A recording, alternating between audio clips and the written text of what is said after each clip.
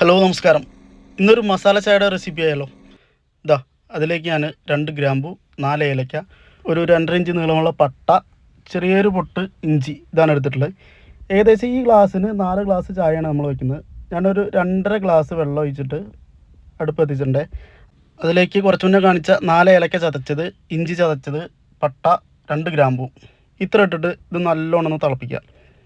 ഇത് നല്ലതായിട്ട് തിളച്ച് വന്നു കഴിഞ്ഞാൽ ഇതിലേക്ക് 4 ടീസ്പൂൺ ചായപ്പൊടി ഇട്ട് കൊടുക്കുന്നുണ്ട്. ടീസ്പൂണും ടേബിൾ സ്പൂണും തമ്മിൽ മാറരുത്. ഇത് നന്നായി ഒന്ന് തിളച്ചതിന് ശേഷം ഇതിലേക്ക് 2 ഗ്ലാസ് പാൽ. ഇപ്പോൾ നമ്മൾ ടോട്ടൽ 4.5 ഗ്ലാസ്സാണ് ഇതിൽ വെച്ചിട്ടുള്ളത്. ഇത് കുറുകി ലാസ്റ്റ് സെറ്റായി വരുമ്പോൾ ഏകദേശം 4 ഗ്ലാസ് ആവുക. ഇത് തിളച്ച് വരാൻ സമയത്ത് ഇതിലേക്കൊരു 4 ടേബിൾ സ്പൂൺ പഞ്ചസാര കൂടി ആഡ് ചെയ്യുന്നുണ്ട്. ഇനി ഇത് നന്നായിട്ടൊന്ന് കുറുക്കിയെടുക്കണം.